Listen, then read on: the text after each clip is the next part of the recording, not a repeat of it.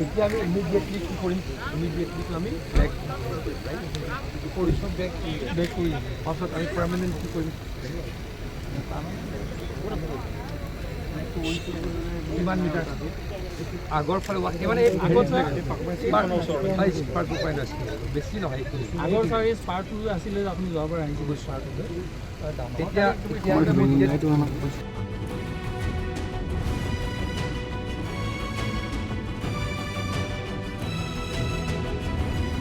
আমাক এইটাই লাগিব চি লাগিব সৰু হয় চি কিমান আছে চি আমাৰ এনে চি হেৰি নাই এতিয়া প্ৰেজেণ্ট হেৰি নাই ন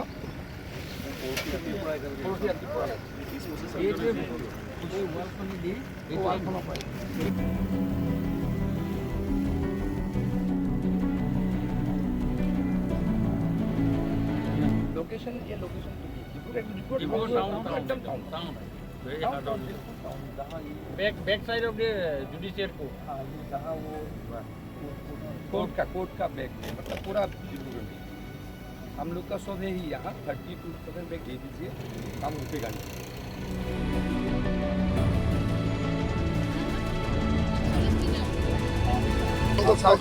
ডিব্ৰুগড় টাউনৰ আমি অলমোষ্ট অল জাগা প্ৰটেকশ্যন কৰিছোঁ বা কৰি আছোঁ এইখিনি জেগাত কেতিয়াও ইৰোজন নাছিলে ইয়াত এখন ৰিটেইনিং ৱাল আছিলে আৰু ইয়াতে দুটা স্পট আছে গতিকে এইখিনি আগতে কেতিয়াও ডেঞ্জাৰাছ নাছিলে কিন্তু ছাডেনলি পৰহি তাৰ আগদিনা ইয়াতে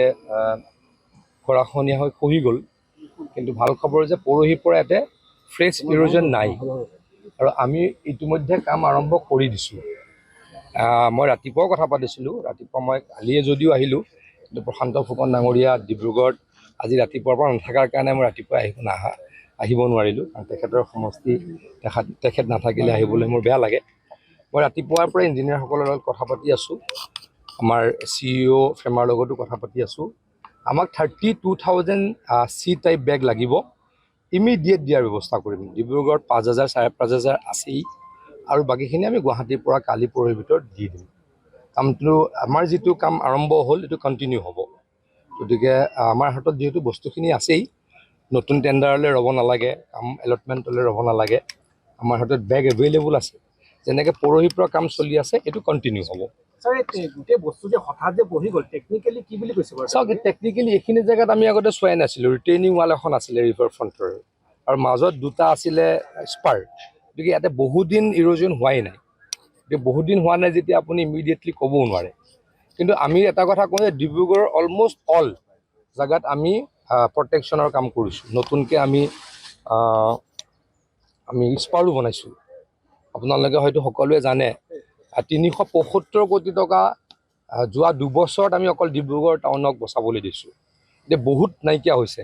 য'ত অলপ এইখিনি আমি ভবা নাছিলোঁ ৰিটেইনিং ৱাল এখন আছিলে দুটা স্পাৰ আছিলে গতিকে ভবা নাছিলোঁ ইয়াতে কৰিব লাগে কিন্তু এতিয়া এইখিনিও ভাল হৈ যাব আমি এটা আশা ৰাখিব পাৰোঁ ডিব্ৰুগড়খন ফুল্লি ইৰোজন কণ্ট্ৰল দিব কিন্তু মাইদানৰ পৰা পৰৱৰ্তী সময়ত দেখা গৈছে এনেকৈ ধৰণৰ য'ত হৈ আছে মানে মই এটাটো ক'ব পৰা মই এটাটো প্ৰজেক্টৰ কামো চলি আছে য'ত হৈ আছে তাত হোৱা নাই কিন্তু য'ত হ'বলৈ গৈ আছে তাততো হৈ থাকিব মই এটা কথা কওঁ ব্ৰহ্মপুত্ৰখনক 100% কণ্ট্ৰল কৰাটো অসম্ভৱ কেতিয়াবা আমি কৰা কামো সহায় লৈ গুচি যায়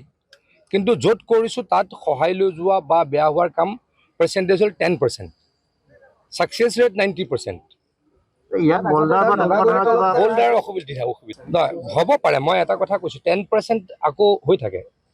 এখন ব্ৰহ্মপুত্ৰ নদীত আমি 100% ছাকচেছ হ'ম বুলিতো ক'ব নোৱাৰোঁ 10% আমি ফেইল হওঁ কিন্তু মই আশাবাদী 90% আমি ছাকচেছ হৈছোঁ ডিব্ৰুগড়বাসী যথেষ্ট সংকিত আছে ইমান হ'ব লগা নাই ডিব্ৰুগড়বাসীৰ কাৰণে বহুত কৰিছোঁ হিমন্ত বিশ্ব শৰ্মা ডাঙৰীয়াৰ চৰকাৰৰ দিনত প্ৰায় ডিব্ৰুগড় টাউন এইখিনি বচাবলৈ 375 কোটি টকা আমি নিজ হাতৰে দিছোঁ কিন্তু আপুনি নিজে দেখিছে এতিয়া সুৰক্ষা বান্ধত কাষত আছে আপোনালোকক যদি মই কোনটো কৈছোঁ মই ডিব্ৰুগড়লৈ বহুত চিৰিয়াছ ডিব্ৰুগড়ত যেতিয়া কিবা এটা হয় দৌৰি আহোঁ আৰু আমাৰ লগত আমি এভেইলেবল বস্তু থাকেই আপোনালোকে কওকচোন পৰহিৰ আগদিনাখন খহি গৈছিল পৰহি দিনা লগত কাম আৰম্ভ হোৱাৰ দৃষ্টান্ত আগতে কেতিয়াবা আছিল আগতে কি কৰিব লাগিলে হয় আগতে গুৱাহাটীলৈ ফোন কৰিব লাগিলে হয় মন্ত্ৰীক ক'ব লাগিলে হয়, ইঞ্জিনিয়াৰ চিফ ইঞ্জিনিয়াৰক ক'ব লাগিলে হয়, বেগ কিনিব লগা হ'ল হয়। বেগ কিনোতে লাগিলে 1 মাহ। এনেকুৱা অৱস্থা হৈ গ'লতো আপোনাৰ ফোনলৈ ৰৈ নাথাকিব নদীখনে, কাৰণ নহয় নাই, মই আপোনালোকক এইটো কথা কৈছোঁ, মই এটা কথা মোক একেবাৰে মই হাত জোৰ কৰি কৈছোঁ এটা কথা, ব্ৰহ্মপুত্ৰৰ লগত 100% ছাকচেছ হোৱাটোতো অসম্ভৱ কথা, 90% ছাকচেছ হৈছোঁ। আৰু আমাৰ দিনত মই আপোনাক কৈছোঁ, মোৰ দিনতে এইখিনি জেগাত অকল এই 7-8 কিলোমিটাৰৰ কাৰণে 375 কোটি টকা দিছোঁ, কাম চলি আছে। কিন্তু একেবাৰে নগৰ সুৰক্ষা কাম চলি আছে, কামখিনি কমপ্লিট হ'লে মোক কওক। কামখিনিতো এনেকেই আগৰ পৰাই আছিলে, মই মন্ত্ৰী হোৱাৰ আগতেও, মই মন্ত্ৰী হোৱাৰ পাছত কাম হ'ল, বা হিমন্ত বিশ্ব শৰ্মা ডাঙৰীয়া মুখ্যমন্ত্ৰীৰ পাছত কাম হ'ল।